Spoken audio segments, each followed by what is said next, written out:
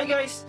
Ako nga pala si Rich, isang Pinoy content creator na gumagawa ng mga videos patungkol sa mga YouTube tips, editing tips, at tech tips. Kung ikaw ay interested sa mga ganito klaseng video, mag-subscribe ka na at huwag mo kalimutan pindutin ang notification bell para lagi kang updated sa ating mga next videos. Hi guys! It's me again, Rich. Nagbabalik for another video. Palapit na naman ng palapit ang Halloween. Ang Halloween dito sa Pinas ay somehow different sa Halloween sa mga Western countries. Although, major holiday dito sa Pinas ang Halloween, sineselebrate natin ito by our tradition. Usually, a week or before October 31 up until November 2 ay sineselebrate natin ito dahil na rin sa ating strong Catholic background kung saan inaalala natin yung mga yumao natin na mga mahal sa buhay, araw ng mga patay. At dito na rin naglalabasan ang mga kwentong natatakutan, yung mga ayaw mong encounter sa dilim, kagaya ng aswang, mananggal, tanak, mangkukulam, lamang lupa, si Judith. Wait a minute! At syempre, ang multo. So, kaya sa video na ito, another editing tips ang isi-share ko sa inyo. I-share ko sa inyo kung paano ako gagawa ng ghost effect through video editing. So tara, simulan na natin. Okay, so nandito tayo ngayon sa ating Adobe Premiere Pro. Ayan, so gagawin nga natin yung ghost effect. So, kailangan natin mag-prepare ng dalawang video, which is ang ating main video at ang ating second video na gagawin nating ghost effect. So by making these two videos na to, napaka-importante ng camera angle. Okay, so I do suggest na pag gagawa kayo ng ganito klaseng video, use tripod. Kailangan ma-secure natin na hindi gagalaw-galaw ang ating camera. Dahil konting galaw lang ng camera ay isang malaking bagay na para sa ganitong klaseng mga video. Lalong-lalo na kung hindi tayo gumagamit ng green screen. Kasi kailangan natin ma-maintain yung pagiging steady nito para sa ating mga background. And also, while shooting, while making these two separate videos na to, mas maganda is just to keep the camera rolling.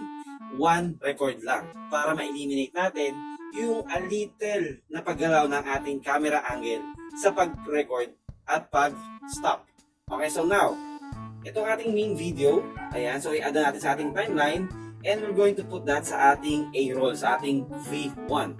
Well, ang ating second video, ayan, so ilagay natin dito. So the main video at ang ating gagawing second video na ghost effect.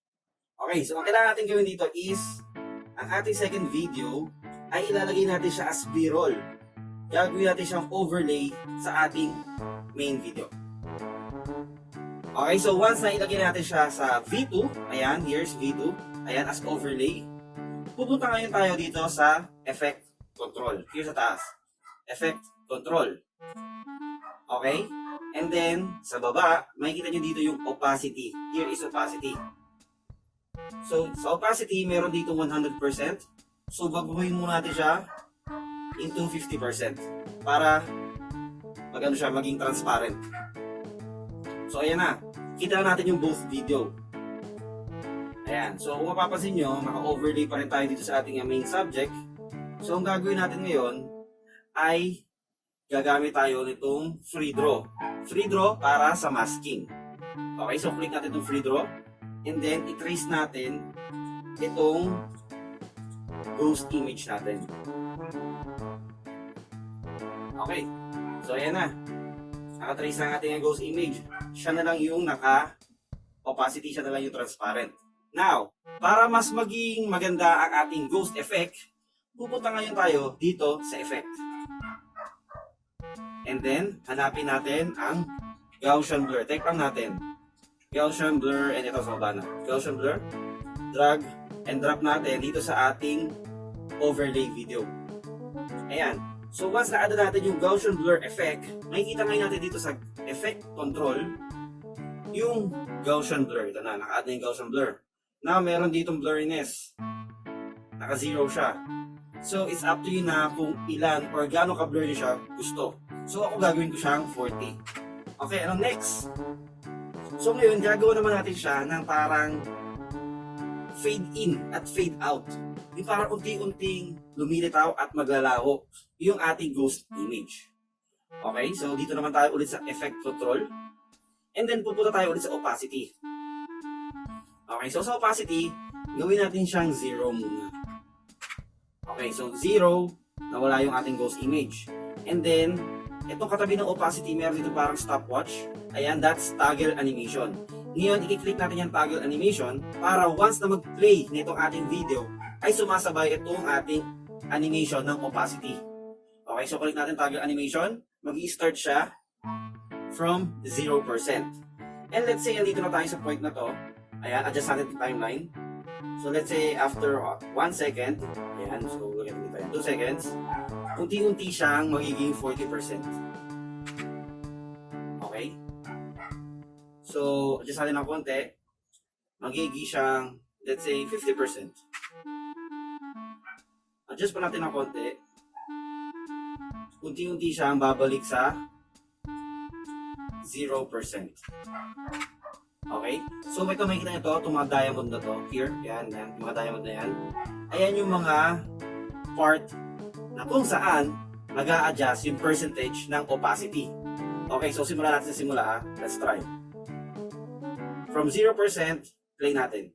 Ayan, unti-unti siya tumataas yung percentage ng opacity, unti-unti nag-fade in, tapos mag-fade out. So, ganun lang yung kailangan natin gawin para ma-achieve natin yung ghost effect. Ang mga kailangan lang natin, again, 2 separate videos with same camera angle. And then, gagamitan lang natin siya ng opacity, and then masking, and then Gaussian blur, and then opacity toggle animation. So, yun lang. Ganun lang kasimple. Ganun lang kasimple gumawa ng ghost effect. Lagyan lang natin ng konting creativity para mas lalo pa natin mapaganda itong ghost effect na to. Sana minuto na kayo at sana nagustuhan mo. And if you do like this video, hit a thumbs up. And if hindi, okay lang. Pero huwag mo kalimutan mag-subscribe at hit the notification bell for more updates. At kung sa tingin mo, nakatulong sa iyo itong video na to, paki-share na rin. Malay mo, makatulong din sa iba. Pero bago tayo paalam, mag-iiwan ulit ako sa inyo ng Rich Mind kasabihan. Sa panahon ngayon, mas nakakatakot pang makasalubong ang mga chismosa kaysa sa multo. Bye!